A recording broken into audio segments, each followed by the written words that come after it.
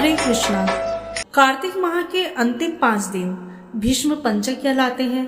भगवान कृष्ण ने भीष्म पितामह के ज्ञान, प्रेम व त्याग से प्रसन्न हो कार्तिक माह के अंतिम 5 दिन उनके नाम पर किए और इन 5 दिनों में किए गए नियम, कथा, व्रत द्वारा जो पुण्य प्राप्त होता है वो पूरे कार्तिक माह में अर्जित किए गए पुण्यों के बराबर होता है। अतः जो लोग पूरे कार्तिक माह में नियम से कथा श्रवण नहीं कर पाए हैं वे 5 दिनों में पूरी करें तो पूरे माह के पुण्य के बराबर फल प्राप्त होगा। इस वीडियो में हम कार्तिक माह महात्म अध्याय 1 से लेकर 6 तक की कथा का श्रवण करेंगे।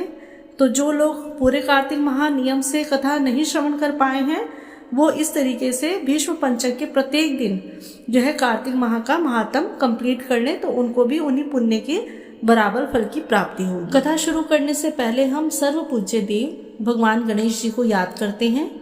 वक्रतुंड महाकाय सूर्यकोटि समप्रभ निर्विघ्नं कुरु मे देव सर्व कार्येषु सर्वदा। आइए अब हम कथा श्रवण करते हैं। कार्तिक मास महात्म अध्याय 1। नैमिषारण्य तीर्थ में श्री सूत जी ने 88,000 सनकादि ऋषियों से कहा, अब मैं आपको कार्तिक मास की कथा विस्तार पूर्वक सुनाता हूँ, जिसका श्रवण करने से मनुष्य के सभी पाप नष्ट हो जाते हैं और अंत समय में बैकुंठ धाम की प्राप्ति होती है।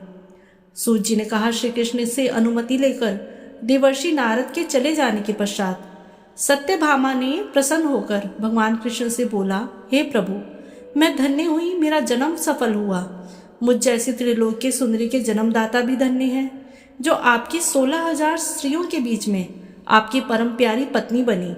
मैंने आपके साथ नारद जी को यह कल्पवृक्ष आदि पुरुष विधि पूर्वक दान में दिया, परंतु वही कल्पवृक्ष मेरे घर लहराया करता है। यह बात मृत्युलोक में किसी स्त्री को ज्ञात नहीं है। हे त्रिलोकीनाथ, मैं आपसे कुछ पूछने की इच्छुक हूँ। आप मुझे कृपया कार्तिक महात्म्य की कथा विस्तार पूर्वक सुनाइए, जिसको सुनकर मेरा हित हो और जिसके करने से कल्प पर्यंत भी आप मुझसे विमुख ना हो। सूत जी आगे बोले, सत्यभामा के ऐसे वचन सुनकर श्री कृष्ण ने हंसते हुए सत्यभामा का हाथ पकड़ा और अपने सेवकों को वहीं रुकने के लिए कहकर विलास युक्त अपनी पत्नी को कल्प वृक्ष के नीचे ले गए। फिर हंसकर बोले, हे प्रिय, 16,000 रानियों में से तुम मुझे प्राणों के समान प्यारी हो। तुम्हारे लिए मैंने इंद्र एवं देवताओं से विरोध किया था। हे कांते, जो बात तुमने मुझसे पूछी है उसे सुनो। एक दिन मैंने तुम्हारी इच्छा पूर्ति के लिए गरुड़ पर सवार होकर इंद्रलोक जाकर कल्प वृक्ष मांगा।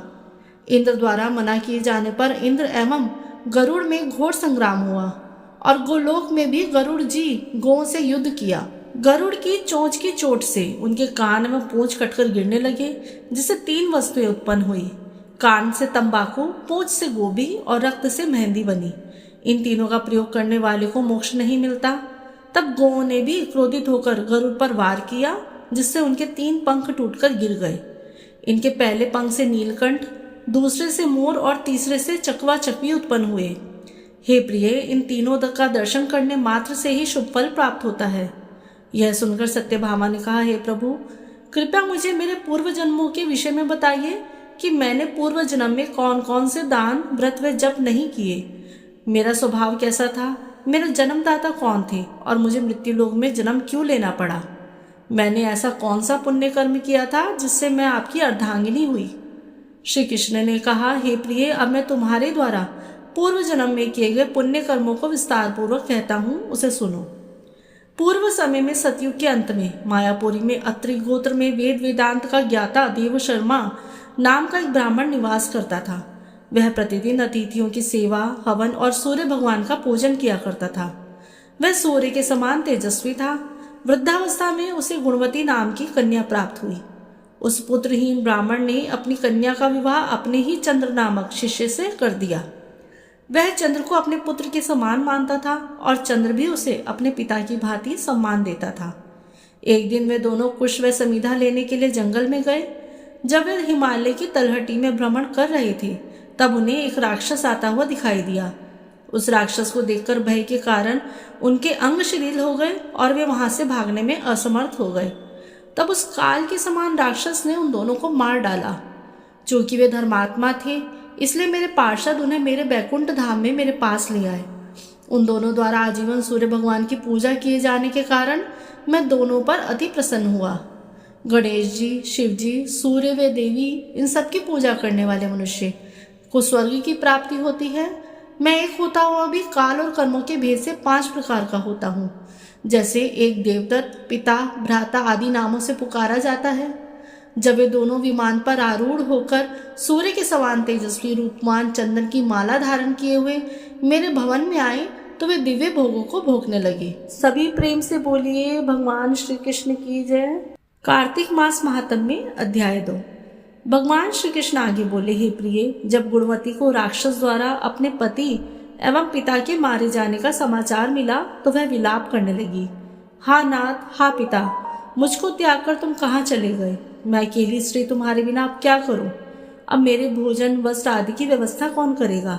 घर में प्रेम पूर्वक मेरा पालन पोषण कौन करेगा? मैं कुछ भी नहीं कर सकती। मुझ विधवा की कौन रक्षा करेगा? मैं कहाँ जाऊं? मेरे पास तो अब कोई ठिकाना नहीं रहा। इस प्रकार विलाप करते हुए गुणवती चक्कर खाकर धरती पर गिर पड़ी और बेहोश हो गई। बहुत देर बाद जब उसे होश आया तो वह पहले की ही भांति करुण विलाप करते हुए शोक सागर में डूब गई। कुछ समय पश्चात जब वह संभली तो उसे ध्यान आया कि पिता और पति की मृत्यु के बाद मुझे उनकी क्रिया करनी चाहिए जिससे उनकी गति हो सके। इसलिए उसने अपने घर का सारा सामान बेच दिया और उससे प्राप्त धन से उसने अपने पिता एवं पति का श्राद्ध कर्म किया। तत्पश्चात वह उसी नगर में रहते हुए 8 पहर भगवान विष्णु की भक्ति करने लगी। उसने मृत्यु पर्यंत तक नियम पूर्वक सभी एकादशियों का व्रत और कार्तिक महीने में उपवास एवं व्रत किए। हे प्रिय, एकादशी और कार्तिक व्रत मुझे बहुत ही प्रिय हैं। इनसे मुक्ति, भुक्ति, पुत्र तथा संपत्ति प्राप्त होती है। कार्तिक मास में जब तुला राशि पर सूर्य आता है तब ब्रह्म मुहूर्त में उठकर स्नान करने वाला व व्रत व उपवास करने वाले मनुष्य मुझे बहुत ही प्रिय हैं, क्योंकि यदि उन्होंने पाप भी किए हों तो भी स्नान व व्रत के प्रभाव से उन्हें मोक्ष की प्राप्ति होती है। कार्तिक में स्नान, जागरण, दीपदान तथा तुलसी के पौधे की रक्षा करने वाले मनुष्य साक्षात भगवान विष्णु के समान है। कार्तिक मास में मंदिर में झाड़ू लगाने वाला, स्वस्तिक बनाने वाले तथा भगवान विष्णु की पूजा करने वाले मनुष्य जन्म मृत्यु के चक्कर से छुटकारा पा जाते हैं। यह सुनकर गुणवती भी प्रतिवर्ष श्रद्धा पूर्वक कार्तिक का व्रत एवं भगवान विष्णु की पूजा करने लगी। हे प्रिय, एक बार उसे ज्वर हो गया और वह बहुत कमजोर हो गई। फिर भी वह किसी प्रकार गंगा स्नान के लिए चली गई। गंगा तक तो वह पहुंच गई, परंतु शीत के कारण वह बुरी तरह कांप रही थी। इस कारण वह शिथिल हो गई। तब मेरे दूत उसे मेरे धाम में ले आए। तत्पश्चात ब्रह्मा आदि देवताओं की प्रार्थना पर जब मैंने कृष्ण का अवतार लिया तो मेरे गण भी मेरे साथ इस पृथ्वी पर आए, जो इस समय यादव हैं। तुम्हारे पिता पूर्व जन्म में देव शर्मा थे तो इस समय सत्राजित हैं। पूर्व जन्म में चंद्र शर्मा जो तुम्हारा पति था वह डाकू है, और हे देवी, तू ही गुणवती है। कार्तिक व्रत के प्रभाव के कारण ही तू मेरी अर्धांगिनी हुई है। पूर्व जन्म में तुमने मेरे मंदिर के द्वार पर तुलसी का पौधा लगाया था। इस समय वह तेरे महलों के आंगन में कल्पवृक्ष के रूप में विद्यमान है। उस जन्म में जो तुमने दीप दान किया था उसी के कारण तुम्हारी देह इतनी सुंदर है और तुम्हारे घर में साक्षात लक्ष्मी का वास है। क्योंकि तुमने पूर्व जन्म में अपने सभी व्रतों का फल पति रूप विष्णु को अर्पित किया था, उसी के प्रभाव से इस जन्म में तुम मेरी प्रिय पत्नी हुई हो। पूर्व जन्म में तुमने जो नियम पूर्वक कार्तिक मास का व्रत किया था उसी के कारण मेरा और तुम्हारा कभी भी योग नहीं होगा। इस प्रकार कार्तिक मास में व्रत आदि करने वाले मनुष्य मुझे तुम्हारे समान प्रिय हैं। दूसरे जप तप यज्ञ ज्ञान आदि करने वाले फल कार्तिक मास में किए गए व्रत के फल से बहुत थोड़ा होता है, अर्थात कार्तिक मास के व्रतों का 16वां भाग भी नहीं होता। इस प्रकार सत्यभामा भगवान कृष्ण के मुख से पूर्व जन्म के पुण्य का प्रभाव सुनकर बहुत प्रसन्न हुई। बोलिए श्री कृष्ण भगवान की जय। कार्तिक मास महात्म्य अध्याय 3। सत्यभामा ने कहा, हे प्रभु, आप तो सभी काल में व्यापक हैं और सभी काल आपके आगे एक समान है। फिर यह कार्तिक मास ही सभी मासों में श्रेष्ठ क्यों है? आप सभी तिथियों में एकादशी और सभी मासों में कार्तिक मास को ही अपना प्रिय क्यों कहते हैं? इसका कारण बताइए। भगवान कृष्ण ने कहा, हे भामिनी, तुमने बहुत अच्छा प्रश्न किया। मैं तुम्हें इसका उत्तर देता हूँ, ध्यान पूर्वक सुनो। इसी प्रकार एक बार महाराजा बेन के पुत्र राजा पृथु ने प्रश्न के उत्तर में देवर्षि नारद से प्रश्न किया और जिसका उत्तर देते हुए नारद जी ने उसे कार्तिक मास की महिमा बताते हुए कहा, हे राजन, एक समय शंख नाम का एक राक्षस बहुत बलवान एवं अत्याचारी हो गया था। उसके अत्याचारों से तीनों लोकों में त्राही त्राही मच गई। उस शंखासुर ने स्वर्ग में निवास करने वाले देवताओं पर विजय प्राप्त कर इंद्रादि देवताओं एवं लोकपालों के अधिकारों को छीन लिया। उससे भयभीत होकर समस्त देवता अपने परिवार के सदस्यों के साथ सुमेरु पर्वत की गुफाओं में बहुत दिनों तक छिपे रहे। तत्पश्चात वे निश्चिंत होकर सुमेरु पर्वत की गुफाओं में ही रहने लगे। उधर जब शंखासुर को इस बात का पता चला कि देवता आनंद पूर्वक सुमेरु पर्वत की गुफाओं में निवास कर रहे हैं, तो उसने सोचा कि ऐसी कोई दिव्य शक्ति अवश्य है जिसके प्रभाव से अधिकारहीन यह देवता अभी भी बलवान है। सोचते सोचते वह इस निर्णय पर पहुंचा कि वेद मंत्रों के बल के कारण ही देवता इतने बलवान हो रहे हैं। यदि इनसे वेद छीन लिए जाएं तो वे बलहीन हो जाएंगे। ऐसा विचार कर शंखासुर ब्रह्मा जी के सत्यलोक से शीघ्र ही वेदों को हर लाया। उसके द्वारा ले जाए जाते हुए भय से उसके चुंगल से निकल भागे और जल में समा गए। शंखासुर ने वेद मंत्रों तथा बीज मंत्रों को ढूंढते हुए सागर में प्रवेश किया, परंतु ना तो उसको वेद मंत्र मिले और ना ही बीज मंत्र। जब शंखासुर सागर से निराश होकर वापस लौटा तो उस समय ब्रह्मा जी पूजा की सामग्री लेकर सभी देवताओं के साथ भगवान विष्णु की शरण में पहुंचे और भगवान को गहरी निद्रा से जगाने के लिए गाने बजाने लगे और धूप गंध आदि से बारंबार उनका पूजन करने लगे। धूप दीप नैवेद्य आदि अर्पित किए जाने पर भगवान की निद्रा टूटी और वह देवताओं सहित ब्रह्मा जी को अपना पूजन करते देखकर बहुत प्रसन्न हुए तथा कहने लगे, मैं आप लोगों के इस कीर्तन व मंगलाचरण से बहुत प्रसन्न हूँ। आप अपना अभिष्ट वरदान मांगिए, मैं अवश्य प्रदान करूँगा। जो मनुष्य आश्विन शुक्ल की एकादशी से देवोत्थान एकादशी तक ब्रह्म मुहूर्त में उठकर मेरी पूजा करेंगे, उन्हें तुम्हारी ही भांति मेरे प्रसन्न होने के कारण सुख की प्राप्ति होगी। आप लोग जो पाद्य अर्घ्य आचमन और जल आदि सामग्री मेरे लिए लाए हैं, वे अनंत गुणों वाली होकर आपका कल्याण करेंगी। शंखासुर द्वारा हरे गए संपूर्ण वेद जल में स्थित है। मैं सागर पुत्र शंखासुर का वध कर के उनके उन वेदों को अभी लाए देता हूँ। आज से बीज मंत्र और वेदों सहित मैं प्रतिवर्ष कार्तिक मास में जल में विश्राम किया करूँगा। अब मैं मत्स्य का रूप धारण करके जल में जाता हूँ। तुम सब देवता भी मुनीश्वरों सहित मेरे साथ जल में आओ। इस कार्तिक मास में जो श्रेष्ठ मनुष्य प्रातःकाल स्नान करते हैं, वे सब यज्ञ के अवभृत स्नान द्वारा भलीभांति नहा लेते हैं। हे देवेंद्र, कार्तिक मास में व्रत करने वालों को सब प्रकार से धन पुत्र पुत्री आदि देते रहना और उनकी सभी आपत्तियों से रक्षा करना। हे धनपति कुबेर, मेरी आज्ञा के अनुसार तुम उनके धन धान्य की वृद्धि करना, क्योंकि इस प्रकार का आचरण करने वाला मनुष्य मेरा रूप धारण करके जीवन मुक्त हो जाता है। जो मनुष्य जन्म से लेकर मृत्यु पर्यंत विधि पूर्वक इस उत्तम व्रत को करता है, वह आप लोगों का भी पूजनीय है। कार्तिक शुक्ल की एकादशी को तुम लोगों ने मुझे जगाया है, इसलिए यह तिथि मेरे लिए अत्यंत प्रीतिदायिनी और माननीय है। हे देवताओं, यह दोनों व्रत नियम पूर्वक करने से मनुष्य मेरा सानिध्य प्राप्त कर लेते हैं। इन व्रतों को करने से जो फल मिलता है वह अन्य किसी व्रत से नहीं मिलता। अतः प्रत्येक मनुष्य को सुखी और निरोग रहने के लिए कार्तिक महात्म्य और एकादशी की कथा सुनते हुए उपयुक्त नियमों का पालन करना चाहिए। सभी प्रेम से बोलिए जय श्री कृष्णा, बोलिए विष्णु भगवान की जय। कार्तिक मास महात्म्य अध्याय 4। नारद जी ने कहा, ऐसा कहकर भगवान विष्णु मछली का रूप धारण करके आकाश से जल में गिरे। उस समय विंध्याचल पर्वत पर तप कर रहे महर्षि कश्यप अपनी अंजलि में जल लेकर खड़े थे। भगवान उनकी अंजलि में जा गिरे। महर्षि कश्यप ने दया करके उसे अपने कमंडल में रख लिया। मछली के थोड़ा बड़ा होने पर महर्षि कश्यप ने उसे कुएं में डाल दिया। जब वह मछली कुएं में भी ना समा सकी तो उन्होंने उसे तालाब में डाल दिया। जब वह तालाब में भी ना आ सकी तो उन्होंने उसे समुद्र में डाल दिया।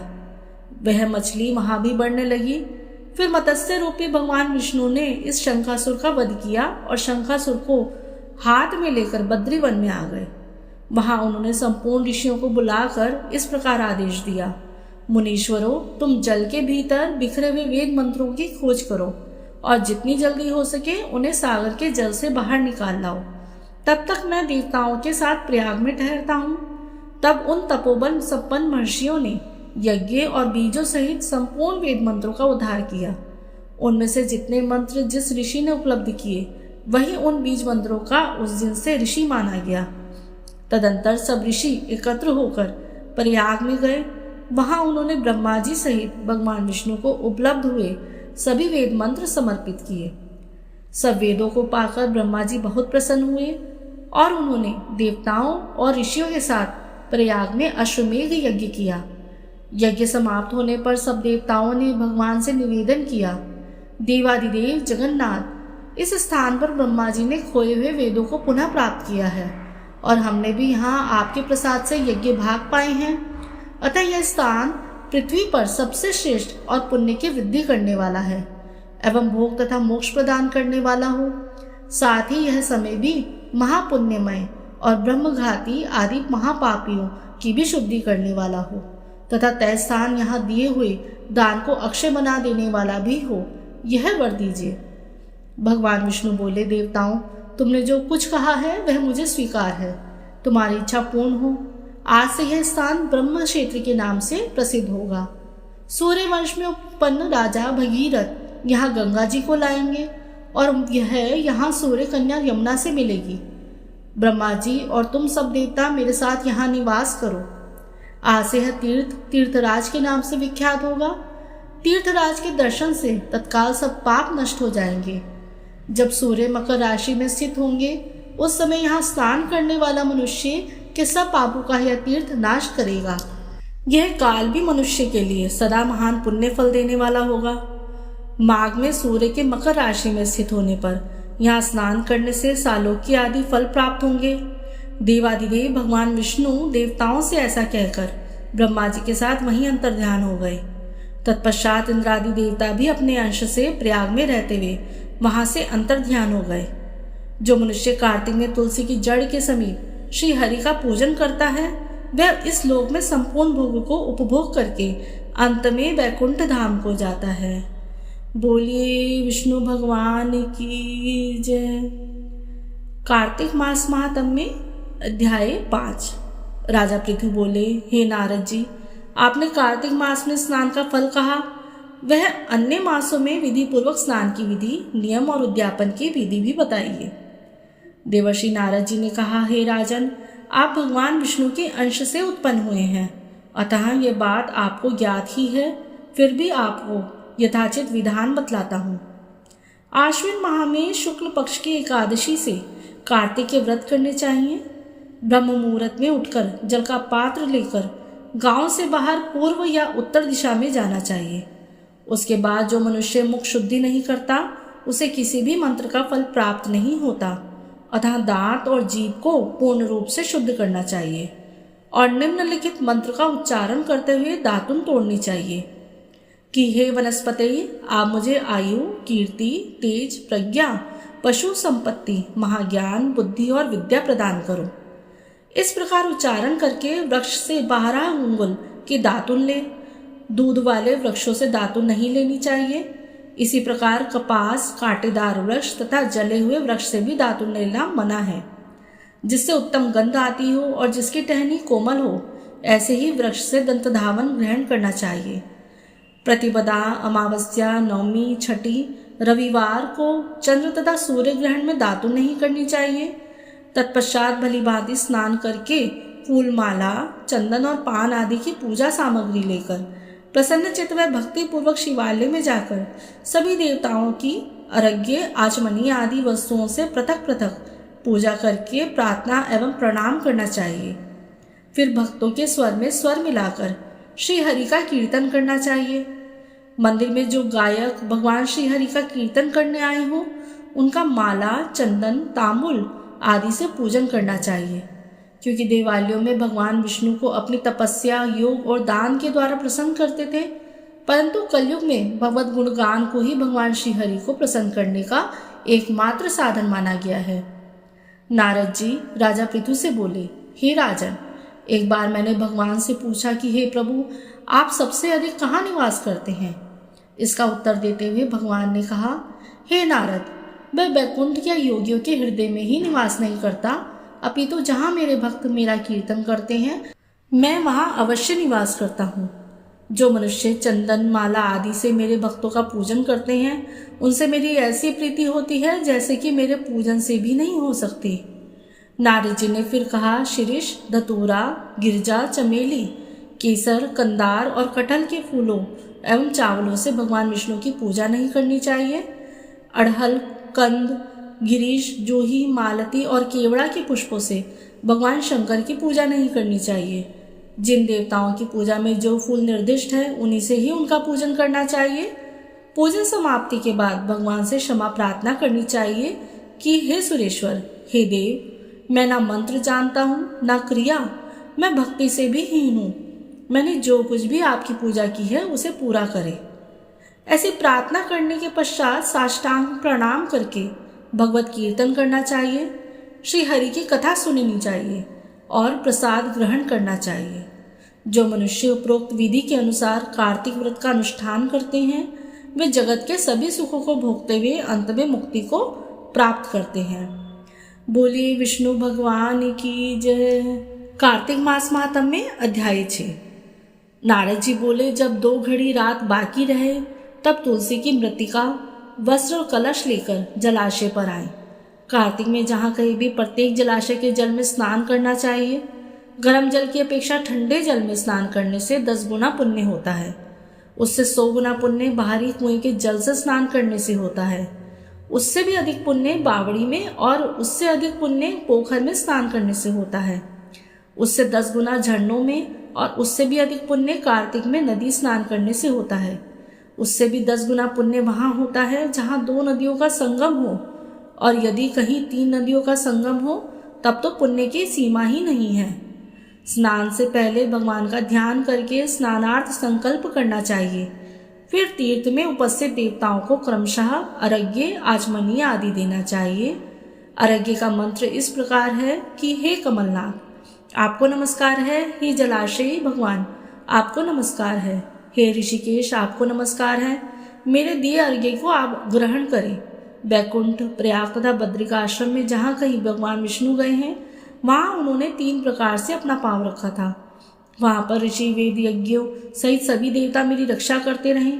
हे जनार्दन, हे दामोदर, हे देवेश, आपको प्रसन्न करने हेतु मैं कार्तिक मास में विधि विधान से ब्रह्म मुहूर्त में स्नान कर रहा हूँ। आपकी कृपा से मेरे सभी पापों का नाश हो।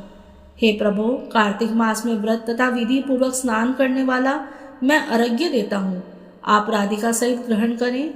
हे कृष्ण, हे बलशाली राक्षसों का संहार करने वाले भगवान, हे पापों का नाश करने वाले, कार्तिक मास में प्रतिदिन दिए हुए मेरे इस अर्घ्य द्वारा कार्तिक स्नान का व्रत फल करने वाला मुझे प्राप्त हो। तत्पश्चात विष्णु, शिव तथा सूर्य का ध्यान करके जल में प्रवेश कर नाभि के बराबर जल में खड़े होकर विधि पूर्वक स्नान करना चाहिए। गृहस्थी को तिल और आंवले का चूर्ण लगाकर तथा विधवा स्त्री या यति को तुलसी की जड़ की मिट्टी लगाकर स्नान करना चाहिए। सप्तमी, अमावस्या, नवमी, त्रयोदशी, द्वितीया, दशमी आदि तिथियों को आंवला तथा तिल से स्नान करना वर्जित है। स्नान करते हुए निम्न शब्दों का उच्चारण करना चाहिए कि जिस भक्ति भाव से भगवान ने देवताओं के कार्य के लिए 3 प्रकार का रूप धारण किया, वही पापों का नाश करने वाले भगवान विष्णु अपनी कृपा से मुझे पवित्र बनाए। जो अमनुष्य भगवान विष्णु की आज्ञा से कार्तिक व्रत करता है उसकी इंद्रादि सभी देवता रक्षा करते हैं, इसलिए वह मुझको पवित्र करे। बीजों, रहस्यों तथा यज्ञों सहित वेदों के मंत्र, कश्यप आदि ऋषिदेव, इंद्रादि देवता मुझे पवित्र करें। अदिति आदि सभी नारियां, यज्ञ, सिद्ध सर्प और समस्त औषधियाँ वह तीनों लोगों के पहाड़ मुझे पवित्र करें। इस प्रकार कहकर स्नान करने के बाद मनुष्य को हाथ में पवित्री धारण करके देवता, ऋषि, मनुष्यों तथा पितरों का विधि पूर्वक तर्पण करना चाहिए। तर्पण करते समय तर्पण में जितने तिल रहते हैं उतने वर्ष पर्यंत व्रती के पितृगण स्वर्ग में वास करते हैं। उसके बाद व्रती को जल से निकलकर शुद्ध वस्त्र धारण करने चाहिए। सभी तीर्थों के सारे कार्यों से निवृत्त होकर पुनः भगवान विष्णु का पूजन करना चाहिए। सभी तीर्थों के सारे देवताओं का स्मरण करके भक्तिपूर्वक सावधान होकर चंदन, फूल तथा फलों के साथ भगवान विष्णु को फिर से अर्घ्य देना चाहिए। अर्घ्य के मंत्र का अर्थ इस प्रकार है कि मैंने पवित्र कार्तिक में स्नान किया है, हे विष्णु, राधा के साथ आप मेरे अर्घ्य को ग्रहण करें। तत्पश्चात चंदन, फूल और तांबूल आदि से वेद पाठी ब्राह्मणों का श्रद्धापूर्वक पूजन करें और बारंबार नमस्कार करें। ब्राह्मणों के दाएं पांव में तीर्थों का वास होता है, मुंह में वेद और समस्त अंगों में देवताओं का वास होता है। अपने कल्याण की इच्छा रखने वाले मनुष्य को इनका ना तो अपमान करना चाहिए और ना ही इनका विरोध करना चाहिए। फिर एकाग्रचित होकर भगवान विष्णु के प्रिय तुलसी जी की पूजा करनी चाहिए। उनकी परिक्रमा करके उनको प्रणाम करना चाहिए कि हे देवी, हे तुलसी, देवताओं ने ही प्राचीन काल से तुम्हारा निर्माण किया है और ऋषियों ने तुम्हारी पूजा की है। हे विष्णु प्रिया तुलसी, आपको नमस्कार है, आप मेरे समस्त पापों को नष्ट करो। इस प्रकार जो मनुष्य भक्तिपूर्वक कार्तिक व्रत का अनुष्ठान करते हैं वे संसार के सुखों का उपभोग करते हुए अंत में मोक्ष को प्राप्त करते हैं। बोलिए विष्णु भगवान की जय।